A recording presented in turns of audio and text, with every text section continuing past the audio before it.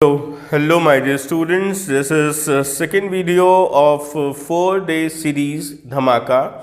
So here this is second video for economics, Indian economy, and the topic and the chapter is comparative study between India, Pakistan and China. The development experience of India, Pakistan and China. So, first of all students, इस chapter में हम क्या पढ़ने वाले हैं? हम पढ़ेंगे India, Pakistan और चाइना का कंपैरिजन कि सबसे बेस्ट इकॉनमी किसकी है, किसके यहाँ अच्छा ग्रोथ हो रहा है, हम किस सेक्टर में आगे हैं, वो किस सेक्टर में आगे हैं, उन सब के बारे में आज हम इस चैप्टर पे डिस्कशन करेंगे। ये चैप्टर बहुत इंपॉर्टेंट है और बेसिकली आपको इस चैप्टर पे फोकस करना है बहुत ध्यान से। मैंने आपको बोला कि सिर्फ और सिर्फ करना क्या है, मेरी वीडियो को ध्यान से पहले सुनना है, सेकेंड टाइम दोबारा चलाना है और फिर उसका आपको लिखना है, राइट। अपने नोट्स क्रिएट करने हैं। नोट्स मतलब अब आप बोलोगे सर इस समय थोड़ी नोट्स बनाने का, हाँ बिल्कुल, jotting out the words heading डालो, वर्ड्स को जॉटिंग आउट करो, मतलब सिर्फ पॉइंट लिखो। क्यों? जिस दिन सुबह एग्जाम देने जाओगे ना तो रिवीजन किसका करोगे, वो रिवीजन के लिए आपको बेसिकली अभी से शुरू करना है ना। अगर आप वो छोटे छोटे नोट्स बनाओगे ना रिवीजन वाले कि बस एक पॉइंट लिखा खत्म, तो मैं पूरी वीडियो के संग वहाँ पर आ जाऊँगा आपके साथ। इतना जो वर्ड्स होते हैं वो आपको इतने मेमोराइज करा देते हैं कि सेम इंस्टेंस फॉलो करा देंगे। जो आपने मुझे सुना था वो वापस सब कुछ याद आने लगेगा। करना क्या है, वर्ड्स को जॉटिंग आउट कीजिए, है ना। लेकिन कैसे? जैसे मैंने बताया था, कैसे? पहले वीडियो को सुन लो बहुत अटेंटिवली, सेकेंड टाइम दोबारा से सुनो और वर्ड्स को लिखना शुरू करो, तब ठीक है, ओके। और फिर मैंने बोलता ना, जिसने मेरी वीडियो को ये 4 दिन लगातार मेरी वीडियो पर कॉन्सेंट्रेट कर लिया, फोकस कर लिया ना, ज़बरदस्त हो जाएगा, ज़बरदस्त एग्जाम लिटरली। और जो नहीं करेगा वो फिर अपने आप देखे, राइट। लेकिन मैं गारंटी बोल रहा हूँ कि इसके बाहर नहीं जाएगा कुछ भी। जितना समझा रहा हूँ उतना समझ लो, उसके बाहर वीडियो के बाहर कुछ नहीं जाएगा, कुछ भी नहीं, right, okay. So development experience of India, Pakistan and China, or we say that development experience of India, a comparison with neighbors who? Pakistan and China, right? So in this chapter we will study about a comparative study between 3 countries, India, Pakistan and China. सबसे अच्छी बात मैं बताऊं आपको, एक वो क्या है कि हमारी ये जो तीनों कंट्रीज़ हैं, इंडिया, पाकिस्तान और चाइना, लगभग डेवलपमेंट का पाथ सेम टाइम से स्टार्ट हुआ है। इंडिया पाकिस्तान को, जब इंडिया और पाकिस्तान को इंडिपेंडेंस मिला वो था 1947, 15 अगस्त 1947 इंडिया, 14 अगस्त 1947 पाकिस्तान। वेयर एज चाइना जो है उन्होंने अपना जो इस्टेब्लिश किया वो 1949 में स्टार्ट किया। मतलब देख रहे हो डिफरेंस, देख रहे हो, हमने 47 में शुरू किया, चाइना ने 49 में। तो आई थिंक हम ज़्यादा आगे होने चाहिए ना, लेकिन यार चाइना आगे है लेकिन होगी बहुत जल्दी, हम आगे होंगे, है ना। चलो इसके बारे में तो बाद में बात करेंगे, बहुत सारा टाइम हमारे पास है, आगे चर्चा करेंगे एग्जाम खत्म हो जाने के बाद, है ना। इसी पे डिबेट करेंगे एक। चलो, so all the 3 countries started their planning in similar ways. तीनों ने एक ही जैसे तरीके से अपना स्टार्ट किया था प्लानिंग को। इंडिया हैज़ अनाउंस, लिख लो, अंडरलाइन कर लो, India has announce first 5-year plans in a year 1951। 1950 26 जनवरी हमारा कॉन्स्टिट्यूशन फॉर्म हुआ। उसके बाद 1951 में इंडिया ने अपना फर्स्ट 5-year प्लान अनाउंस किया। चाइना ने 1953 में अनाउंस किया और पाकिस्तान ने 1956 में, राइट। तो हम सबसे आगे हैं अभी, जब फर्स्ट 5-year प्लान बनाने वाले हम सबसे पहले थे, right. India and Pakistan had adopted mixed economy. India और पाकिस्तान में मिक्स्ड इकोनॉमी मतलब where individual and government both are the owner of the factor of production, जहाँ पे इंडिविजुअल भी और गवर्नमेंट भी दोनों ही ओनर हैं फैक्टर ऑफ प्रोडक्शन के, right. Welfare as well as profit is the main motive, है ना। ये चीज़ को डिसाइड करने वाले कौन है? मिक्स्ड इकोनॉमी, जो किसने फॉलो करी थी? इंडिया और पाकिस्तान ने। इंडिया और पाकिस्तान की कौन सी इकोनॉमी है? मिक्स्ड इकोनॉमी थी और है। और चाइना ने कौन सा अडॉप्ट किया? स्टैटिज्म। क्या बोलते हैं इसको? स्टैटिज्म, जिसे हम बोलते हैं पब्लिक सेक्टर, मतलब जहाँ पे गवर्नमेंट का ओनरशिप होता है, प्राइवेट का ओनरशिप नहीं होता। किसका होता है? गवर्नमेंट का, जिसको हम बोलते हैं central planned economy, where government is the owner of the factor of production, जहाँ पे सरकार क्या होती है? ओनर होती है फैक्टर ऑफ प्रोडक्शन की। ठीक है, दोनों क्लियर हो गए हैं अपने यहाँ तक? ओके, सो चलो बात करते हैं इनकी डेवलपमेंट स्ट्रैटेजीज की। अभी तक हमने क्या पढ़ा? रिमाइंड करो फटाफट से। इंडिया जो और पाकिस्तान है, इन दोनों को इंडिपेंडेंस मिला 1947 में, लेकिन चाइना को इंडिपेंडेंस कब मिला? 1949 में।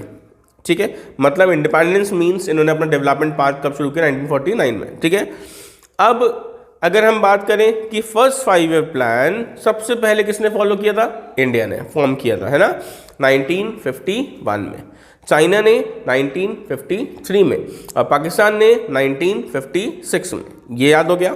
चलो, हमारे इकॉनमी कौन सी है? मिक्स्ड। पाकिस्तान में कौन सी है? मिक्स्ड। चाइना में कौन सी है? स्टैटिज्म, सेंट्रली प्लान्ड इकॉनमी। ठीक है, क्या बोलते हैं इसे? Socialist economy, right?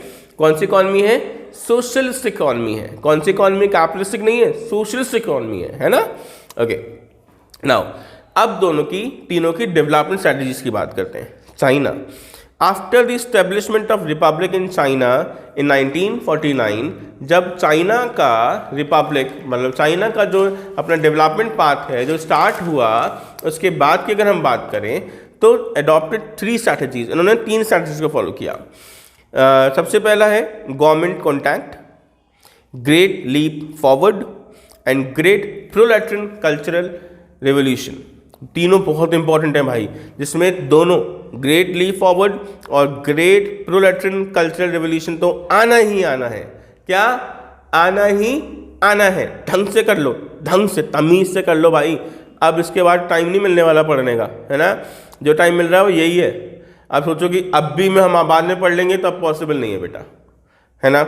पूरे साल नहीं पढ़े कोई बात नहीं, अब मेहनत कर रहा हूँ, अब कर लो संग मेहनत, नहीं तो फिर आपका रायता अलग मेरा रायता अलग भाई, सब फैल जाएगा तो हम गड़बड़ हो जाएगी, हम तो नहीं कुछ करने वाले पर। ठीक है चलो ओके। सो सबसे पहला है गवर्नमेंट कॉन्टैक्ट। अब ये गवर्नमेंट कॉन्ट्रैक्ट क्या होता है? The first and most important decision which builds economy of China is to bought all the sector of the economy, enterprises and land owned and operated by the individual under the government control। मैंने बताया ना कौन सी economy follow करी? Socialistic. तो जो भी जिसके भी अंडर में था वो सारा का सारा पहले सरकार के अंडर में दे दिया। भाई सब कौन जिम्मेदार है? गवर्नमेंट जिम्मेदार है। जब हम कभी कहते हैं ना भाई अब तो मैं कुछ नहीं कर सकता, भगवान के भरोसे है, दैट इज वॉट उन्होंने भी सेम यही किया। क्या किया उन्होंने? क्या किया उन्होंने? सब कुछ कह दिया सरकार के भरोसे। सरकार भी तो भगवान ही है, एक पूरी कंट्री को चला रही है, सब कुछ हमारे सारे वेलफेयर कर रही है, हमारे फ़ायदे कर रही है, तो क्या है? भगवान ही तो है भाई। सो दैट इज़ व्हाट, क्या कि इन्होंने क्या किया? सारा कॉन्टैक्ट गवर्नमेंट दे दिया। दूसरा सबसे बड़ा काम इन्होंने किया, ग्रेट लीप फॉरवर्ड। ये ग्रेट लीप फॉरवर्ड क्या है? इन 1958, क्या in 1958 Great Leap Forward campaign was launched by the government of China। China की गवर्नमेंट ने 1958 में ग्रेट लीप फॉरवर्ड लॉन्च किया। आएगा ग्रेट लीप फॉरवर्ड कब लॉन्च किया गवर्नमेंट ऑफ चाइना ने? It is 1958 for the process of industrialisation. क्या था इनका ग्रेट लीप फॉरवर्ड? इंडस्ट्रियलाइजेशन था। इंडस्ट्रियलाइजेशन मतलब इन्होंने सेकेंडरी सेक्टर पे फोकस किया 1958 में ही। Okay, this campaign aims at modernising the economy. इनका मेन काम था अपनी इकोनॉमी को मॉडर्नाइज करना, सारे नई नई टेक्नोलॉजी के साथ सारा काम करना, टूल्स जो थे वो मैकेनिकल टूल्स को यूज़ करना शुरू कर दिया, कैपिटलिस्ट इकोनॉमी इन्होंने बनाना शुरू कर दिया। मतलब जहाँ पर ये लोग मशीन्स का इस्तेमाल करने लगे वो चीज़ इन्होंने शुरू करी। This process of industrialisation add to the growth rate of economy of China. बस इसी प्रोसेस ने क्या कर दिया? चाइना को बहुत ऊपर तक ले गई। नेक्स्ट है great proletarian cultural revolution bye माओ सी सांग। MAO माओ, TSECTUNG सांग, माओ सी सांग, राइट। ये क्या है, ये जो ग्रेट प्रोलेटरियन कल्चरल रेवोल्यूशन है ये 1965 में स्टार्ट हुआ। माओ सी संग जो कौन थे, चेयरमैन थे कम्युनिस्ट पार्ट ऑफ चाइना के, उन्होंने इस पार्ट को स्टार्ट किया। ग्रेट प्रोलेटरियन कल्चरल रेवोल्यूशन जो 1966 से 1976 तक चला, right. According to this revolution, इस रेवोल्यूशन का मतलब क्या था, student and professionals were sent to the work. भाई क्या कि जो बच्चे हैं जो पढ़ रहे हैं और जो प्रोफेशनल्स हैं इनको बाहर भेज जाएगा, इनको विलेजेस भेज जाएगा, और जो शहर के लोग हैं उनको गांव में भेज जाएगा, और कहा जाएगा जाओ और एक्चुअल सिचुएशन पता लगा के आओ कि हमारे गांव में एक्चुअल सिचुएशन क्या है, एक्चुअली में उनको किस किस चीज़ की ज़रूरत है, हमें डेवलपमेंट कहाँ करना है, बेसिकली इसको फोकस करो। और पूरे पार्ट में इन्हें बिखेर दिया। ये लोग गए बाहर से और दूसरी कंट्रीज़ में गए, वहाँ से नॉलेज गेन करके आए, कैसे कैसे टेक्नोलॉजिकल डेवलपमेंट होता है उनको देखा, एक्सपीरियंस किया विलेजेस का, जिसकी वजह से वहाँ पर बहुत बड़ा डेवलपमेंट फेस आया कि वहाँ के जो बच्चे थे उन्होंने भी प्रोडक्शन करना शुरू कर दिया। वो डॉक्टर इंजीनियर की तरफ नहीं भाग रहे थे, वो मैन्युफैक्चरिंग की तरफ भाग रहे थे, क्योंकि उन्होंने इंडस्ट्रियलाइजेशन को पार्ट शुरू किया था। तो ये बहुत इंपॉर्टेंट है, इसको जरूर कर लेना है ना। नेक्स्ट है reform in faces. The government of China was introduce reforms in 2 different phases. उन्होंने 2 डिफरेंट फेसेस पर अपना रिफॉर्म स्टार्ट किया। Initial face reform were initiated in agriculture, जो सबसे पहले एग्रीकल्चर में शुरू हुआ, foreign trade and investment sector. It includes allocation of land to general public who were allowed to keep all the incomes from the land after paying certain minimum fixed tax. कुछ जो minimum fix tax है उसको पे करने के बाद ये इन्होंने फोकस किया कि सबसे पहले हम एग्रीकल्चर पे फोकस करेंगे, जैसे हमने भी किया था। हम एग्रीकल्चर पे फोकस करने के लिए चढ़े थे और यहीं रह गए। ये इन्होंने क्या किया, एग्रीकल्चर पे पैर रखते हुए ऊपर पैर रखा, जो कि सेकेंडरी सेक्टर है। हमने प्राइमरी पे रखा और प्राइमरी पे रह गए, इन्होंने प्राइमरी पे रख के सेकेंडरी पे जंप मारी। ये क्या है, इनका सबसे बड़ा एडवांटेज था। इन द लेटर फेज, दूसरा फेज था रिफॉर्म पर इनिशिएटेड इंडस्ट्रियल सेक्टर, जो कहाँ पे हुआ, इंडस्ट्रियल सेक्टर में हुआ,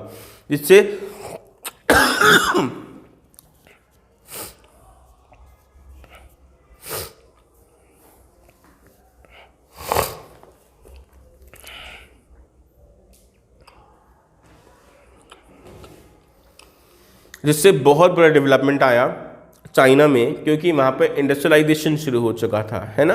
और इंडस्ट्रियलाइजेशन जो है, इंडस्ट्रीज ही सबसे एक बड़ा प्रोसेस है जो किसी भी कंट्री में होना चाहिए, जिससे कि एम्प्लॉयमेंट क्रिएट होता है, राइट। डुअल प्राइसिंग सिस्टम, जो लोग प्रोडक्शन करने जा रहे हैं उनके लिए अलग प्राइस होगा, और जो लोग अपने कंजम्पशन के लिए ले रहे हैं उनके लिए अलग प्राइस होगा। ये सिस्टम को भी फॉलो किया, इसको भी बहुत फोकस कीजिएगा। SEZ स्पेशल इकोनॉमिक जोन्स, इन्होंने क्या किया, स्पेशल इकोनॉमिक जोन्स बनाए। पूरे वर्ल्ड में से इन्होंने लोगों को इनवाइट किया कि आप हमारे यहाँ आओ, हमारे यहाँ प्रोडक्शन करो, हम आपको सस्ते रेट्स प्रोवाइड करेंगे, हम आपको सब्सिडीज़ प्रोवाइड करेंगे, हम आपको फ्री लेबर देंगे, हम आपको सब्सिडाइज रेट पर लेबर देंगे, सस्ती लेबर देंगे। ये सारे के सारे लालच हमने उन लोगों को दिए, मतलब चाइना वालों ने दिए, और लोग वहाँ पर पहुँचे भी। इन्होंने एक स्पेशल इकोनॉमिक जोन बनाया, उस जगह पर सब लोग जाओ और अपने फैक्ट्रीज़ को सेटअप करो। इससे क्या हुआ, नई नई टेक्नोलॉजीज़ बाहर जो थी वो सारी की सारी वहाँ पहुँची, क्योंकि लोगों को सस्ता मिल रहा था काम, इन्होंने सस्ता कर दिया। अब लोगों को सस्ता मिल रहा था, वो कह रहे थे जितना हम अपने देश में बना रहे हैं उससे भी ज़्यादा सस्ता तो हमें दूसरे के देश में बनाने पड़ रहा है, तो चलो वहीं चलते हैं, वहीं पे ग्रो करेंगे, वहीं पे प्रोडक्शन करेंगे।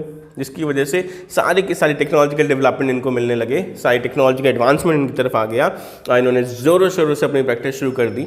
किसकी, इंडस्ट्रियलाइजेशन की, जिससे किससे फ़ायदा हुआ इनको, स्पेशल इकोनॉमिक जोन्स बना के बहुत फ़ायदा हुआ, राइट।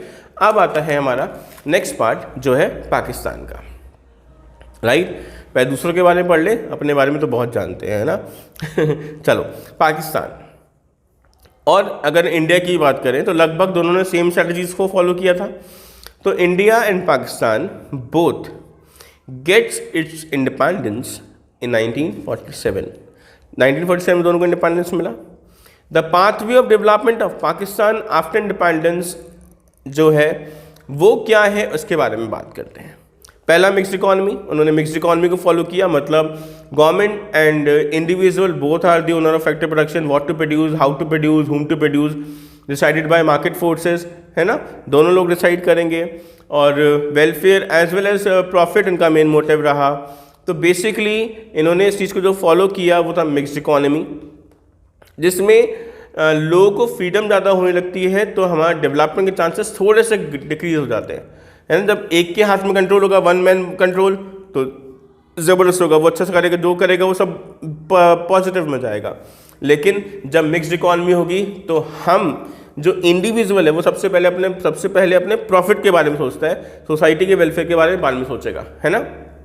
फिर स्टार्ट हुआ green revolution, right. Green revolution जो था वो 1953 में स्टार्ट हुआ पाकिस्तान में, जिसके में अगर मैं बोलूँ तो एक सडन स्पेक्टेकुलर इंक्रीज आया प्रोडक्शन में। उनकी जो प्रोडक्शन होता है पर हेक्टेयर ऑफ लैंड का, उसमें बहुत ही ज़्यादा चेंज आया, क्योंकि उन्होंने HYV सीड्स को यूज़ करना शुरू कर दिया था, केमिकल फर्टिलाइजर्स को यूज़ करना शुरू कर दिया था, जिसकी वजह से वहाँ का जो प्रोडक्शन है वो इंक्रीज़ होने लगा।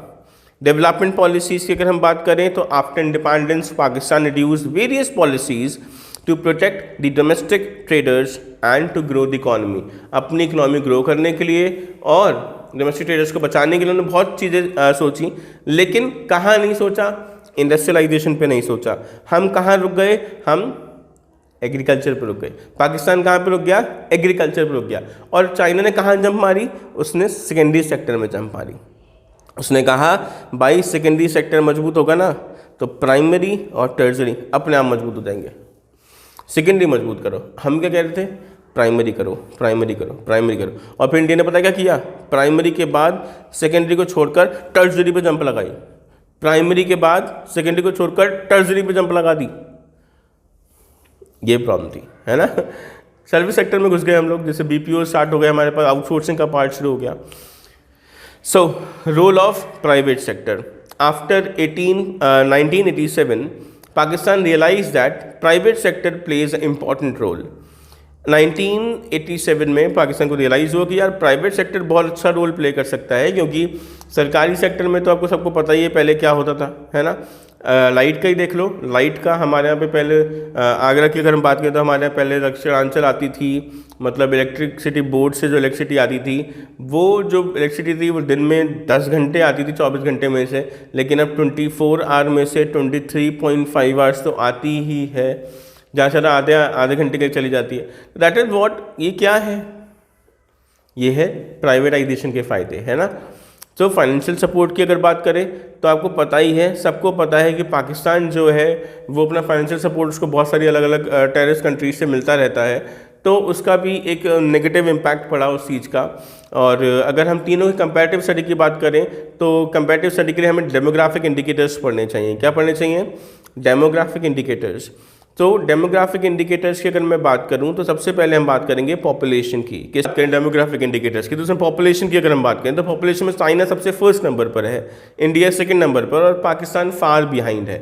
सो दैट इज़ व्हाट कि अगर हम लोग नॉर्मल सी बात करें पॉपुलेशन के बेसिस पर तो China is regarded the countries the highest population in the world. India ranks number 2 wherein the Pakistan is far behind both of them। Pakistan बहुत दूर है। पॉपुलेशन ग्रोथ की अगर बात करें तो population growth rate is higher in Pakistan, that is 2% every year. 2% हर बार इंक्रीज हो रहा है, हर साल इंक्रीज हो रहा है। इंडिया में 1.1 और चाइना में 0.6%।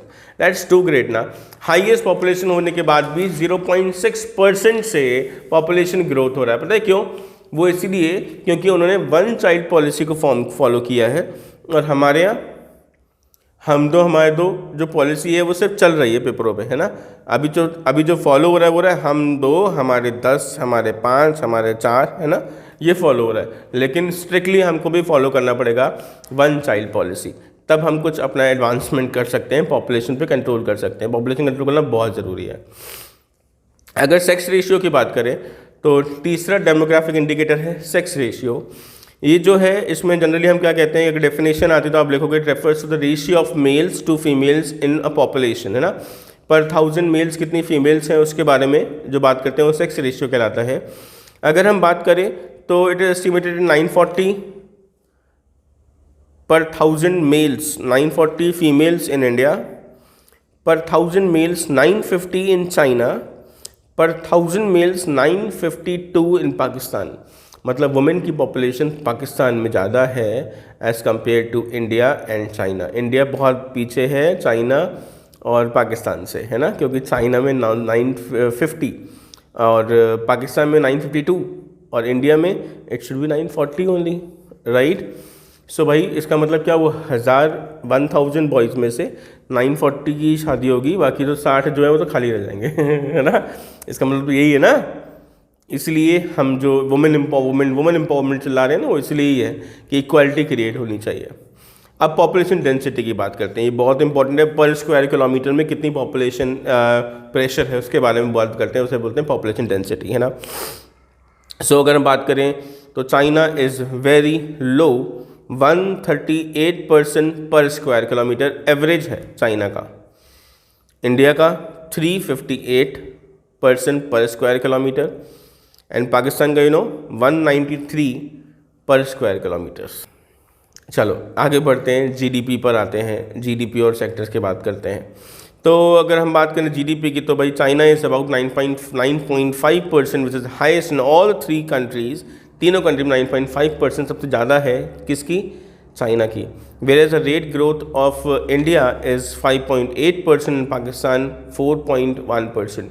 हम जिसको फॉलो कर रहे हैं वो तो प्रीवियस वाला 2011 वाला सेंसस है, इसको हम फॉलो करते आ रहे हैं. तो इसलिए आपको भी उसको, क्योंकि जो एनसीईआरटी उसने अपडेट तो अपने आप किया नहीं है, तो आप ये भी उसके अंदर लिख सकते हो, और अगर चाहो तो फिर इसको लेटेस्ट सर्च है गूगल पर वो भी डाल सकते हो, ठीक है. गलत वो भी नहीं होगा, गलत ये भी नहीं होगा, ठीक है.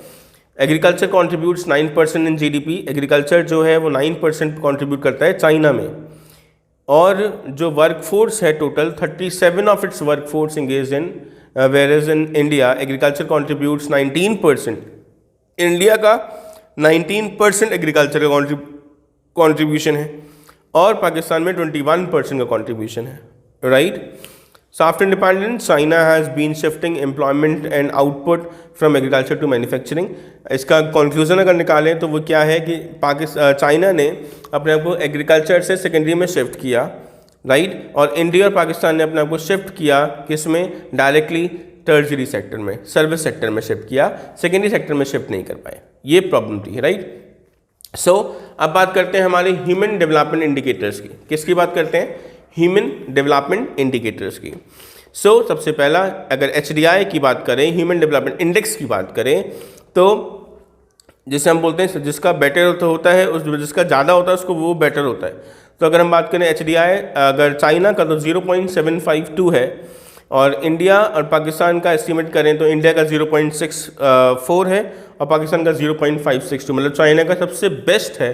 Talk about next is infant mortality rate, जिसमें कम होगा तो अच्छा होता है. अगर हम बात करें कि इन्फेंट मोर्टालिटी रेट होता क्या है, तो पर 1000 बर्थ पर जो बेबी होते हैं 1 साल के अंदर जो मर जाते हैं उनको इन्फेंट मोर्टालिटी रेट बोलते हैं. जो चाइना में 11.8 है पर 1000, इंडिया का 37.8 है पर 1000 और पाकिस्तान का 50.4 पर 1000. इसमें पाकिस्तान सबसे ख़राब सिचुएशन पर है और इंडिया मिडिल सिचुएशन पर है और पाकिस्तान तो बेस्ट सिचुएशन पे है ही है, राइट. तो अब आगे बढ़ते हैं नेक्स्ट टॉपिक पर. हमारा जो नेक्स्ट टॉपिक है वो है सैनिटेशन. भाई सैनिटेशन की बात करूं तो भाई सबको दिख रहा है, हमारा तो आगरा में सैनिटेशन का काम जो सीवर लाइन है वो अब शुरू हो रहा है. इससे पहले मैं एक छोटी सी कहानी का बताना चाहूँ कि जब हम लोग कभी गलियों में से कभी निकलो, बस्तियों में से निकलो, तो it should be a shit thing is going in the road side, right. तो ये क्या एक बहुत ख़राब सा सीन लगता था, लेकिन अब जब सैनिटेशन काम स्टार्ट हो गया तो ये सब कुछ चीज़ें अब नहीं होंगी और सब कुछ बेस्ट हो जाएगा, है ना. सो सैनिटेशन की अगर हम बात करें, context of sanitation, China has the best performance among all with 76% of its population has access to improve sanitation. जब से मोदी जी आए तब से हमने स्टार्ट किया. सोचा कि हर घर में एक वॉशरूम होना चाहिए, है ना, टॉयलेट होना ज़रूरी है। एक मूवी भी आई थी, टॉयलेट मूवी आई थी, है ना, देखा होगा आप सब लोगों ने। तो ये सब चीज़ दिखाने को सिखाया गया। लेकिन हमारे जो बड़े बूढ़े थे वो तो सोचते, वो क्या कहते थे, उनका अगर उनसे अगर बात करो तो क्या कहते हैं वो पता है आपको? वही, हम तो लोटा लेके जब सुबह जाते हैं ना, तभी हमको तो भैया तब प्रेशर तभी बढ़िया बनता है, उससे पहले प्रेशर नहीं बनता। बताइए, ये कोई कहने की बात है? ये भी कोई लॉजिक है इसके पीछे? नहीं। लेकिन द प्रॉब्लम इज़ व्हाट, कि हैबिचुअल हो चुके थे हम लोग। लेकिन अब हम हैबिचुअल किसके हो रहे हैं? वॉशरूम्स के, है ना। अब मोदी जी के आने के बाद से बहुत इम्प्रूवमेंट आया है। आई थिंक कि 0 तो नहीं, लेकिन हाँ 2 और 3% ही रह गया होगा जो लोटा लेके सुबह जा रहे हैं। अदरवाइज तो सारे के सारे लोग अपने वॉशरूम्स में जाते हैं, है ना। Okay, so under nourished population की अगर हम बात करें तो इसमें भी लोअर इज़ बेटर होता है। सो अगर हम बात करें अंडर नरिश्ड की, तो percentage of under nourished population in China is 11%, which is lower than India and Pakistan. India और पाकिस्तान दोनों की 20% है, चाइना की 11%। चाइना की बेस्ट है ना। सो अगर हम तीनों को, चैप्टर को समाप्त करते हुए आगे बढ़ते हैं कि अगर हम तीनों को कंपेयर करें, इंडिया, पाकिस्तान और चाइना को, तो हम कह सकते हैं कि China is in best situation, China अपनी बेस्ट सिचुएशन पर है, इंडिया सेकंड पोजीशन पर है और पाकिस्तान फार बिहाइंड है, राइट। लेकिन इंडिया को अपने इंप्रूवमेंट के लिए क्या करना पड़ेगा? सेकेंडरी सेक्टर में जाना पड़ेगा। सेकेंडरी सेक्टर में क्या जाएंगे? किसको फॉलो करेंगे? अभी हाल फिलहाल मोदी जी ने हमें बहुत सारी चीज़ें बताई ना, make in India, local, vocal, स्वदेशी अपनाओ। ये क्या है? ये यही तो है कि फोकस कर रहे हैं, चाइना को बैन करो अपने इंडिया से। क्या करो? अपना खुद का प्रोडक्शन करो, खुद सामान बनाओ, खुद बेचो।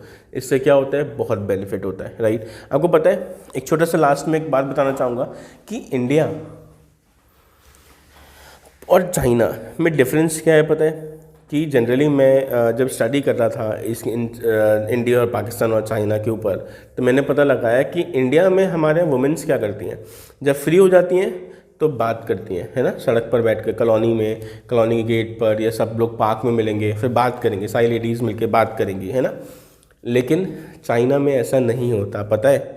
चाइना में जो वुमेंस फ्री होती हैं तो वो प्रोडक्शन का वर्क शुरू करती हैं, कुछ ना कुछ प्रोडक्शन करते हैं। हर घर में प्रोडक्शन होता है चाइना में, और हमारे यहाँ हर घर के बाहर बातें होती हैं, जैसे होता है ना गाल बजाना।